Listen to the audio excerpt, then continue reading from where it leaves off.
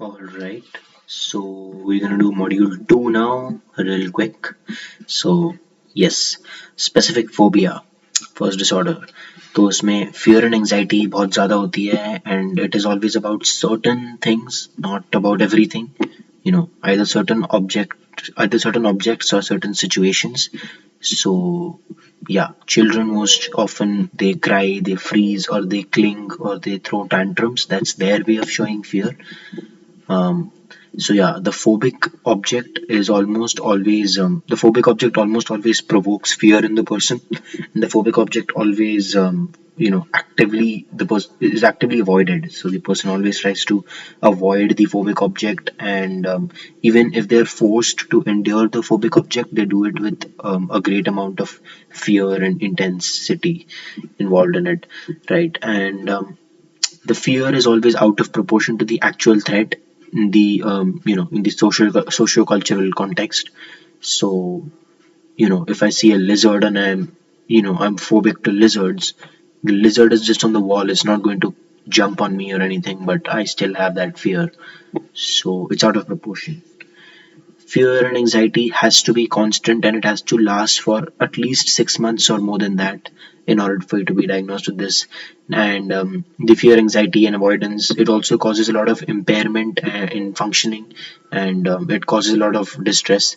So, for example, if I get a very good job that will pay me a lot and give me a very good salary, but that job is at the top floor of the Burj Khalifa and I have a phobia of heights, then I will not really be taking that job no matter the benefits because of my height phobia. So that's the kind of impairment that can happen. So yes, no other disorder better explains this fear. Yes, that is there for all disorders, by the way, whether I mention it or not, is there for all disorders. If any other disorder better explains the symptoms, then it is not the current disorder, it would be the other disorder. Right. And the fearsome stuff could be situational or it could be a situation, it could be an animal, an environment, it could be because of blood injection or injury. These are different types of phobias that you could have. So this is the kind of fear, it differs from normal and culturally accepted fears. So if you're afraid that a snake is coming towards you, then that is appropriate. But if you're afraid that a snake is going to come out from under my bed when there is no snake in my house, that would be a phobia. You could say that, yeah. And yes, the fear varies with proximity to the feared object, and in even the anticipation of the feared object brings in a lot of fear. So, if you're in any situation where you think that the feared thing will come in front of you, then you have the phobia. And fear must be experienced like a panic attack. So the fear, when you experience the fear in the presence of the phobic stuff, then more often than not, it is like a panic attack. So the difference between this and panic disorder, which has panic attacks, is that in panic disorder, the panic attack happens because of no reason, no visible reason. But in phobias, the panic attack happens because of a particular reason that is known to you, right? And the fear may vary based on the context. So, if there are a lot of people next to you, around you, then your fear may be less. Or if you have social anxiety comorbid, then you will not want to show your fear much when others are around. So, yeah, change in living circumstances is also made to minimize the phobia. For example, um, if you have claustrophobia, you will be forced to buy a big house. If you have heights phobia, then you'll be forced to live on the ground floor, and so on. You always overestimate the phobic stimulus that is always there in phobia. And there is always SNS arousal, sympathetic nervous system arousal. Your heart rate increases, your blood pressure increases, breathing becomes faster, and then these things slowly reduce, and the blood pressure and heart rate, in fact, can also go too low in the panic attack of phobia. So the amygdala in the brain is often related structure, and that is the structure that is given importance with regards to this disorder. Causes can be it can be because of a trauma, it can be because of seeing others go through a trauma. So like बचपन में अगर मेरे दोस्तों ने मुझे छोटे छोटे से कैबिनेट में बंद कर दिया, मेरे भाई बहन ने मुझे ऐसे बुली कर दिया समझ लो, तो that kind of trauma can result in claustrophobia as an adult. um, and unexpected panic attack in the feared situation, like I said. So yeah, this can be a cause, as in if I get a panic attack which is unexpected, right, and I get it in a particular situation, say I get it in an airplane, then I will start thinking that it's because of flying that I'm getting the panic attack, and that could develop into a flight phobia or heights phobia.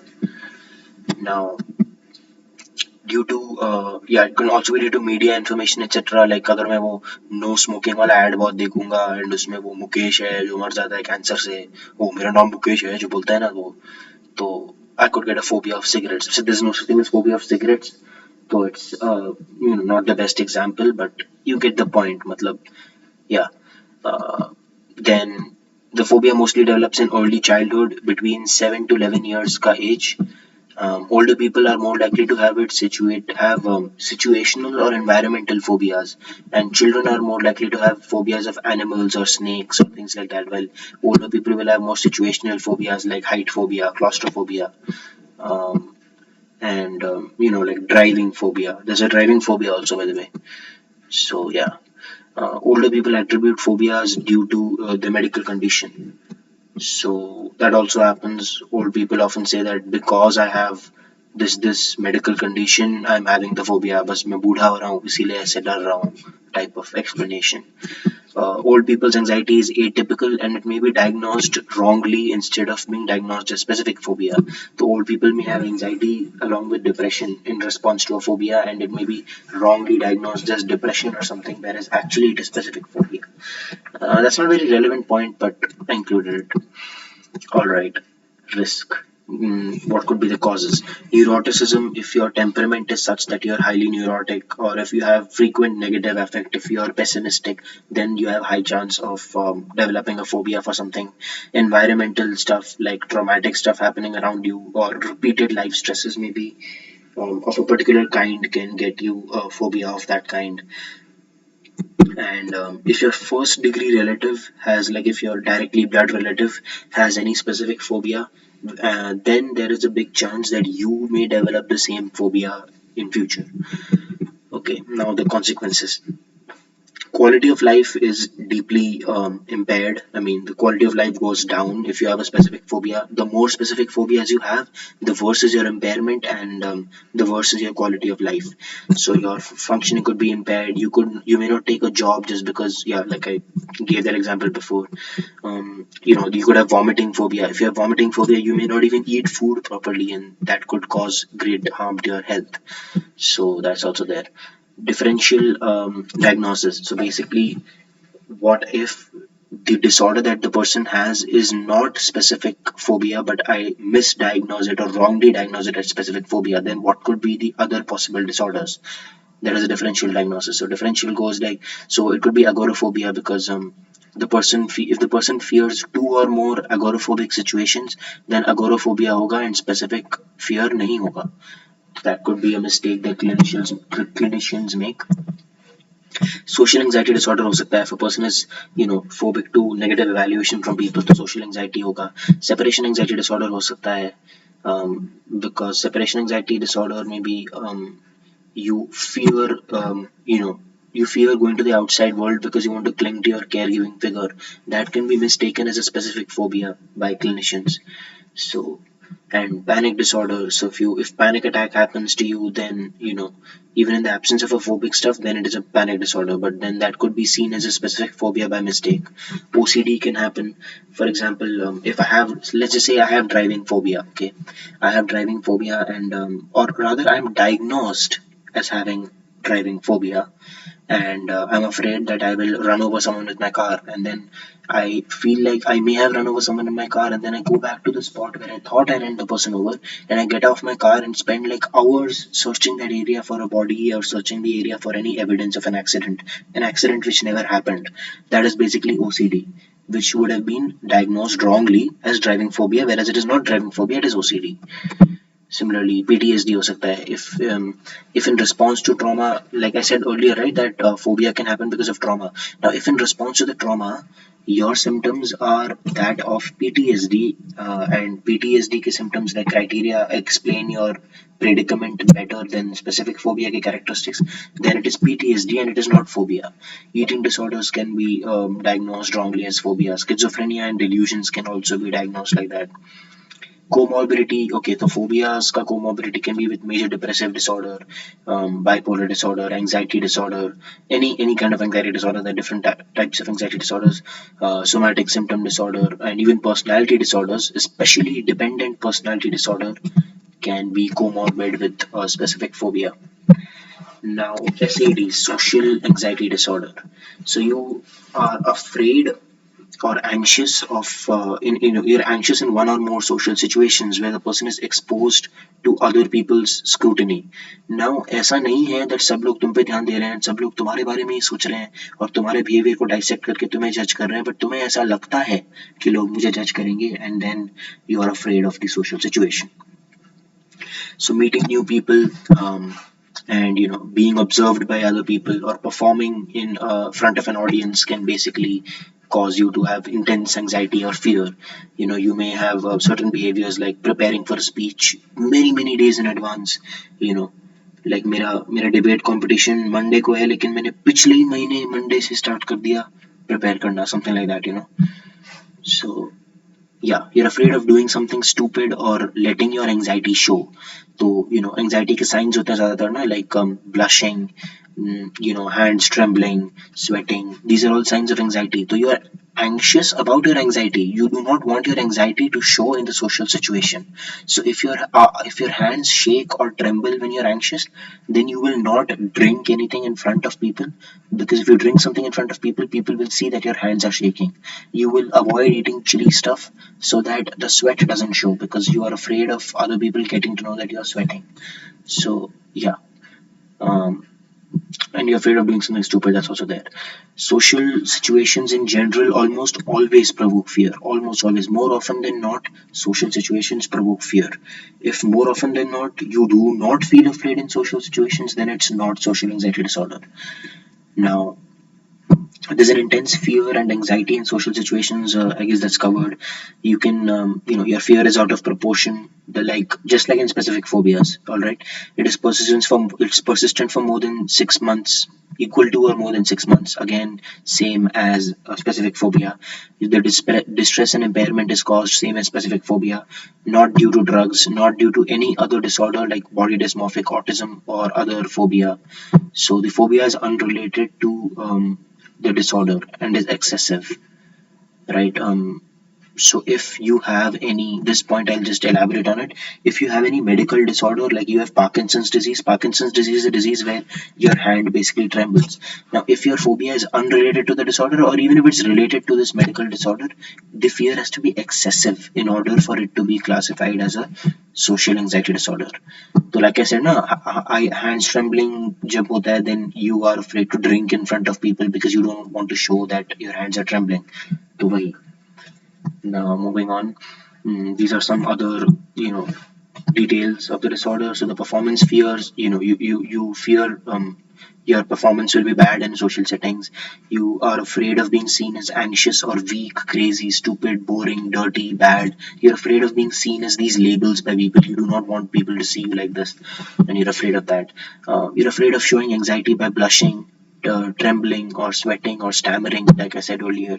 You're afraid of offending people and getting rejected, which honestly I think sometimes I have a fear, because I do offend people at times unintentionally, but not as much to classify as a phobia. It's a more rational, down to earth, non phobic fear.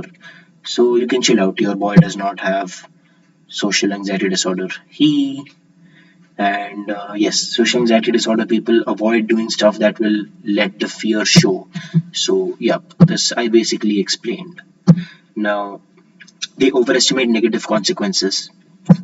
Again, that's also explained. They can be too assertive or too submissive at times. Now, this is very peculiar, but it is a criteria. Not a criteria, but it is like something that arises from the criteria. So person with fear can be extra assertive that nahi nahi plane mein nahi jana because of the wait, what am I saying? Sorry, they can be assertive about not going to a social situation, I mean, because of the social anxiety disorder. Or they can be too submissive because of their fear.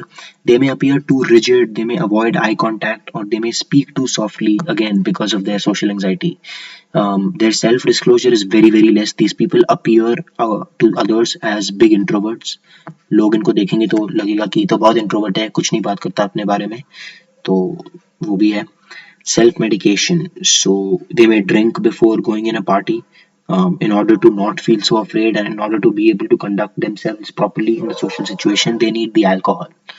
तो वो भी होता है. So yes, blushing is apparently a hallmark of social anxiety disorder, which I found a little unusual and weird, but it is there in the DSM, so it is there in the DSM. कह दिया तो कह दिया बस. Okay, development of this. It happens between 8 to 15 years. Onset is possible after traumatic or stressful social experience. Like I said, younger adults fear specific situations. For example, older people may fear social situations in general, but younger people fear specific situations like dating, or going clubbing with your friends, etc. Older people want to hide their medical conditions and they are insecure about their appearance. For example, the trembling of Parkinson's, people want to hide, like I said earlier, they're insecure about their appearance. As you know, when you get older, you also get quote unquote uglier.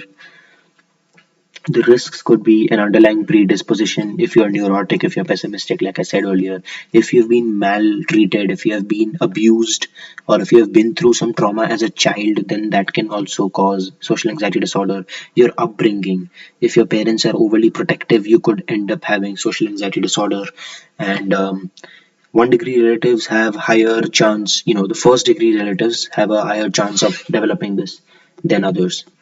Okay, now the functional consequences. You could drop out from school, your quality of life and well being would decrease, you could be unemployed for a very long time.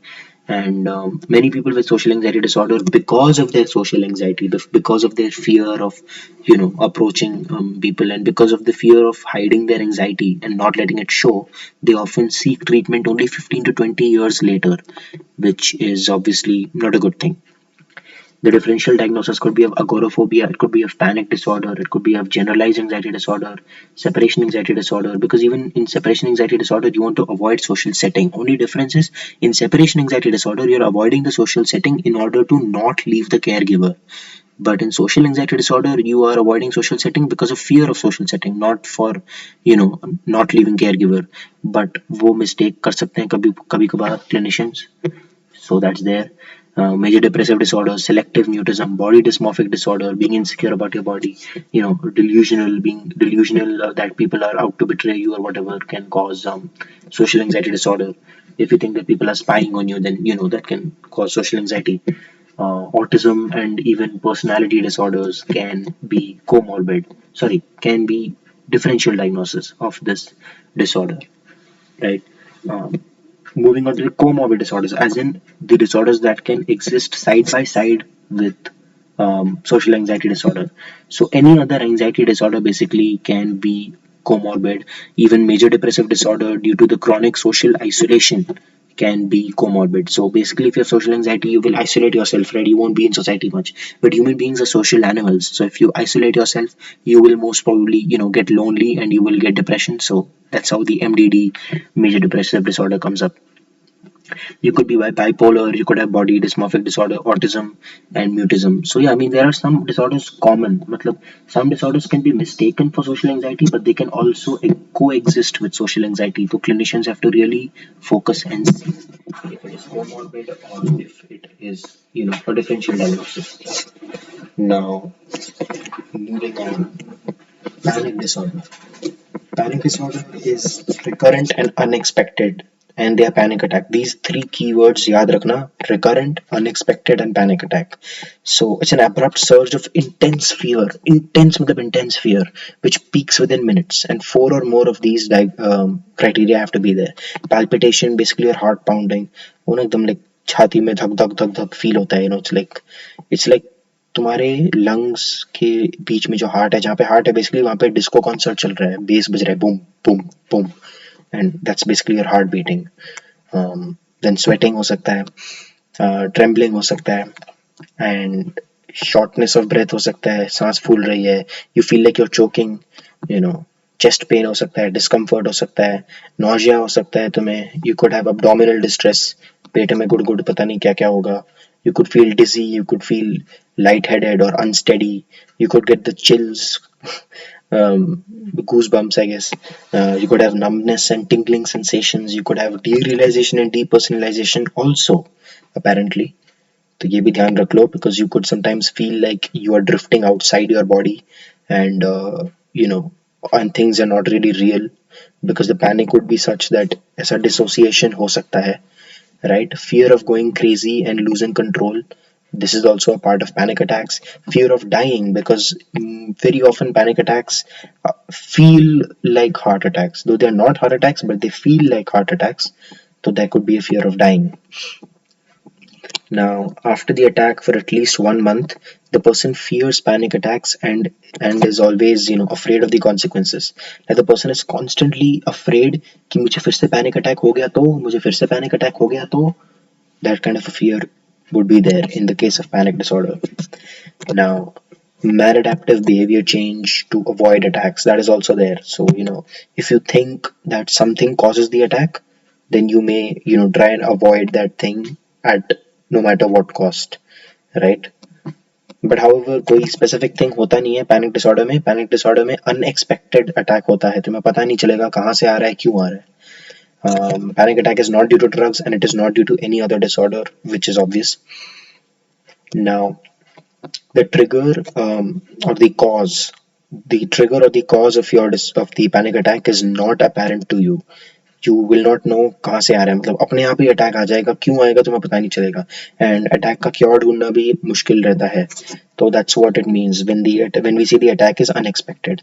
Recurrent मतलब the attack will, like I said, it'll happen again and again. But it could happen with a certain break. कभी कभार 1-2 साल का break होता है, कुछ साल बाद फिर से अटैक होता है, ऐसे भी हो रखा है. Now, physical worries. So you think that the panic attack means a heart attack, or it means that your life is, under threat and you may lose your life. ये भी एक fear रहता है around panic attacks. Embarrassment बहुत होता है. People are embarrassed and shy to tell people कि मुझे panic disorder है because they think मैं पागल हो रहा हूँ, लोग मुझे judge करेंगे, which is basically to do with most mental disorders. So yeah, nocturnal attack हो सकता है ना. Nocturnal attack is when you go to sleep and you wake up from your sleep completely afraid. Basically, you have a panic attack in your sleep, and the panic attack wakes you up. That is what a nocturnal attack is. Don't be mistaken, nocturnal attack is not when you wake up from your sleep and after that you have an attack. The attack happens during your sleep. Alright? Now, you may take excessive drugs to try and control the panic attacks. तो ये भी एक चीज है.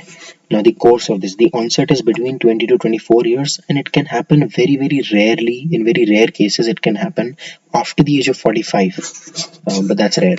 It can also happen in childhood. Now if untreated, it's chronic, but it's waxing and waning, मतलब आता है जाता है, आता जाता रहता है panic disorder, right? Okay, what the, yeah, आता जाता रहता है. At times the attack can happen after a few years का break, like I said earlier. Minority of people have remission without another attack. That is also there. So very very small minority of people basically they get cured, मतलब they get cured and they don't have any more attacks. एक बार attack होता है फिर से नहीं होता. That is what this means. The risk, again, like जैसे मैंने पहले दो disorders के लिए कहा, negative effect being neurotic, high neuroticism, anxiety can cause panic attacks. Sexual and physical abuse and that kind of a trauma can sometimes cause a panic attack. Many times there is a lot of stress in the leading months before a panic attack.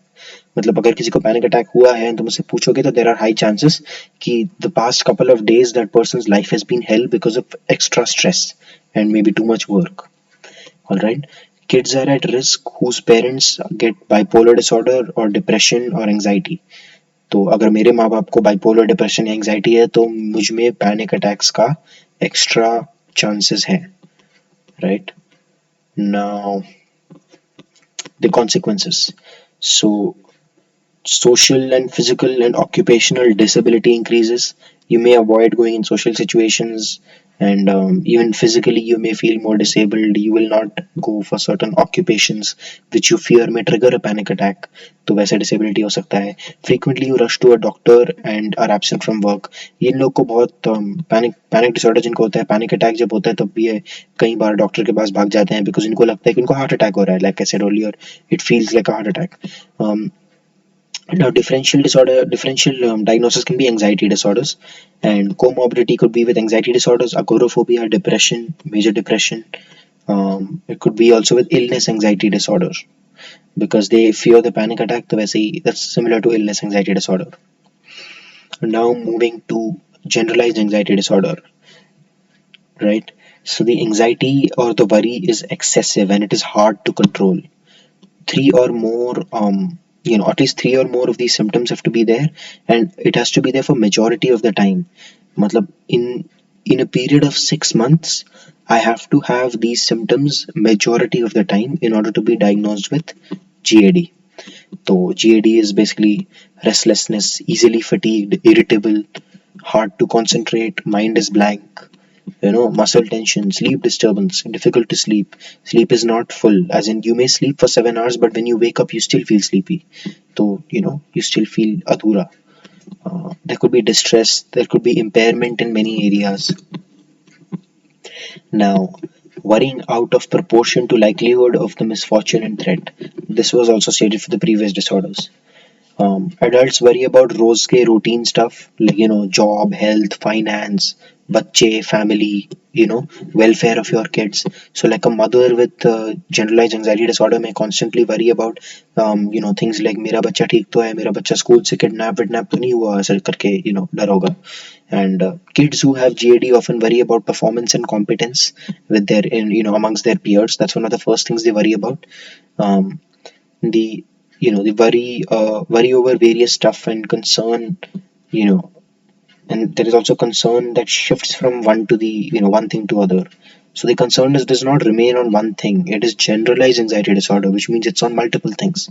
So a concern basically shifts from different things. So this mother who's anxious about her child getting kidnapped, her concern may suddenly shift to the milk kept on the gas, and that it is going to overflow or something. Or they may think that कोई gas explosion ना हो जाए घर में or something, but multiple stuff.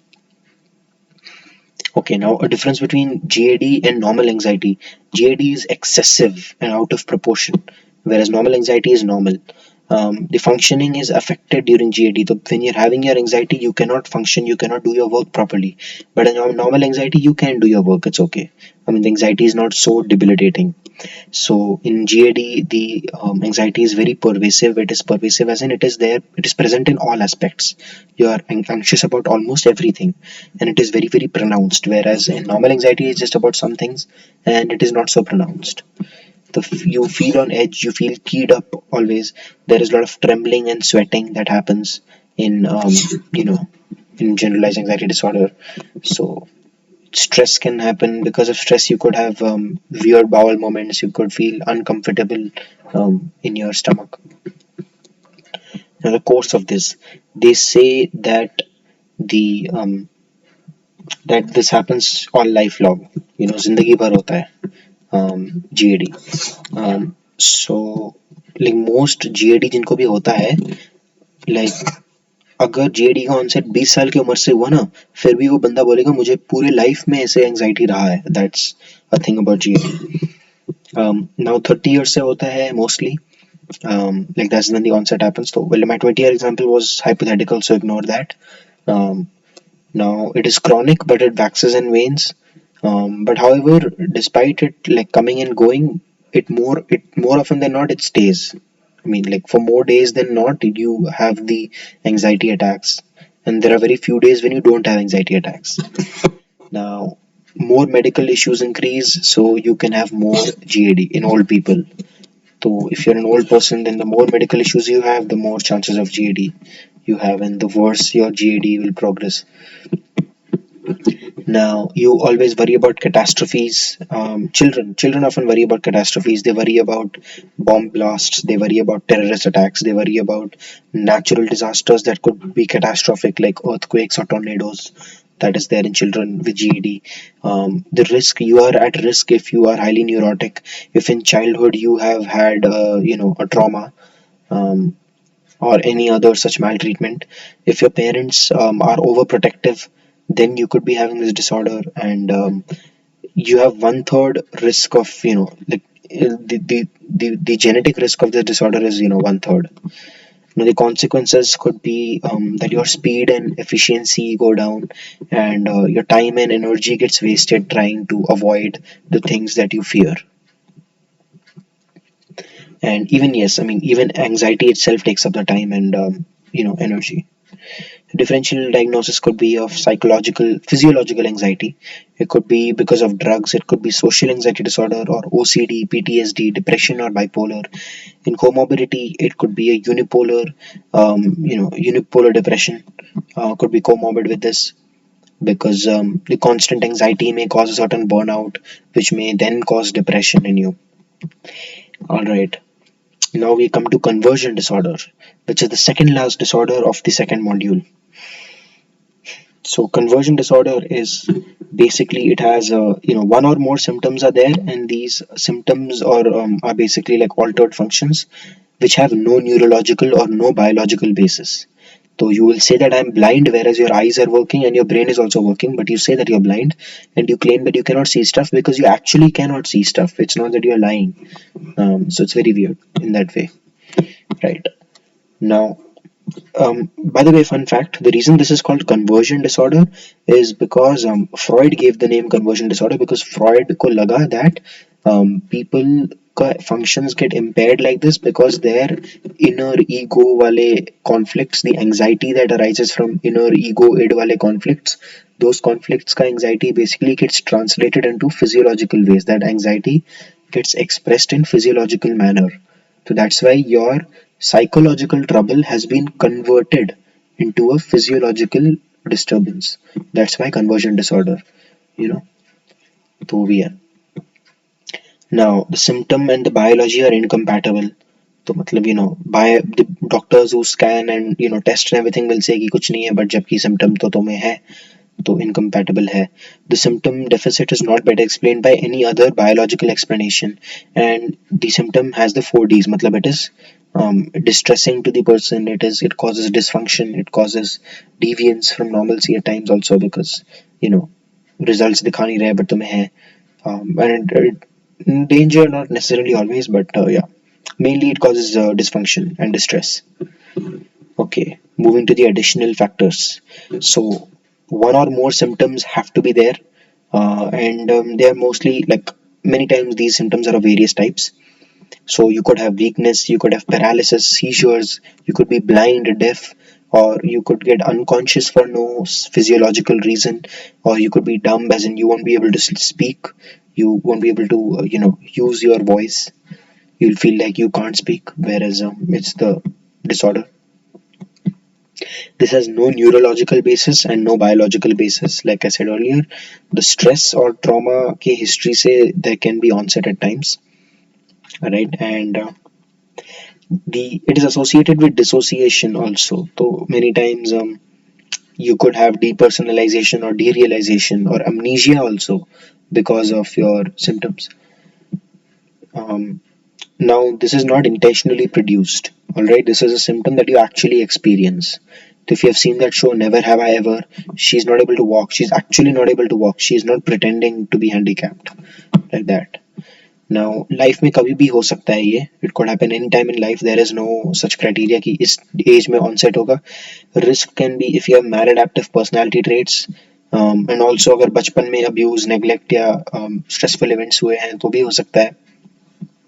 जैसे उसके साथ होता है नेवर हैव आई एवर में, उसके फादर मर जाते हैं एंड उसके बाद इसको होता है, पैर में पैरालिसिस हो जाता है. तो या now functional, so your disability of varying severity, okay, is there, because it could be anything, like if you can't see, then you can't see. If you can't walk, well, you can't walk because of the paralysis. So obviously there is a lot of disability. Now the differential diagnosis, it could be a neurological disease which is not detected. तो हो सकता है असली में तुम्हारे brain में issue है, but it has been diagnosed as conversion disorder because the clinicians were not able to detect the neurological stuff, though वैसे it could be differential. Somatic symptom disorder हो सकता है, factitious disorder या malingering भी हो सकता है, मतलब हो सकता है the person is actually deceiving the person and intentionally pretending to have some issue and is doing a very good job at hiding it so that it gets diagnosed as conversion disorder. तो that's what could be factitious. Dissociative disorders भी हो सकते हैं, body dysmorphic disorder, depressive disorder, panic disorder. These could be the differential diagnosis. Now comorbidity. कोमोrbid हो सकता है ये personality disorders के साथ, एंजाइटी डिसऑर्डर्स के साथ, पैनिक डिसऑर्डर्स और डिप्रेसिव डिसऑर्डर्स के साथ. Now we come to the final disorder of this module, factitious disorder. Factitious disorder दो टाइप का होता है, या तो खुद पे होता है या दूसरों पे होता है. खुद पे जो होता है ऑन सेल्फ, उसमें फॉल्सिफिकेशन ऑफ सिम्टम्स होता है एंड डिसेप्शन होता है. तो you falsify your symptoms in order to show to others that you are ill and you also deceive others as in you hide the fact that you have faked it so that people believe it. You hide your lie. You present yourself as ill or impaired or as ghayal, injured, if you have factitious disorder, and your behavior is there even in the absence of external rewards. तो ऐसा नहीं है कि तुम्हें कोई medal मिल रहा है ये करने के लिए. मतलब if a soldier shoots himself in the leg, he is doing that so that he does not have to go to war, so that he can stay at home with his family probably. So there is a proper symptom that is called malingering. Malingering is when you purposely harm yourself in order to get saved. तो for example if I robbed someone, अगर मैं चोर हूँ, फिर मैंने अपने आप को ही मुक्का मार दिया ताकि मुझे ब्रूज आए, और मैंने अपने ही वॉलेट से कुछ कुछ पैसे निकाल के जो है गटर में डाल दिया ताकि पुलिस को लगे कि चोरी मुझसे हुई है, मतलब मुझे मुझसे चोरी करा है किसी ने, so that I don't get caught. That is malingering because there is a proper cause there. But when there is no proper cause, no apparent cause, then it is um, basically this factitious disorder, no external rewards. Factitious disorder by proxy. तो basically यही सारे symptoms जो ऊपर लिखे हैं, those are the same for factitious disorder by proxy, but यहाँ पे you are doing this to somebody else. All right, you're not doing it to yourself. So a mother could poison her child so that the child gets vomiting. In that way, the mother is giving the child a disorder that is factitious disorder by proxy. So ये ज़्यादातर care givers करते हैं, and the perpetrator as in the mother in this case who is poisoning the child, she will be diagnosed with factitious disorder and not the victim, because victim तो बेचारा कुछ कर नहीं रहा. All right. Now moving on to the other factors in this. So people with factitious disorder often seek treatment because when they seek treatment, their disorder is highlighted and people give them attention. They like attention, so they seek treatment. They go for treatment themselves. Like खुद करेंगे इनको treatment के लिए जाएंगे.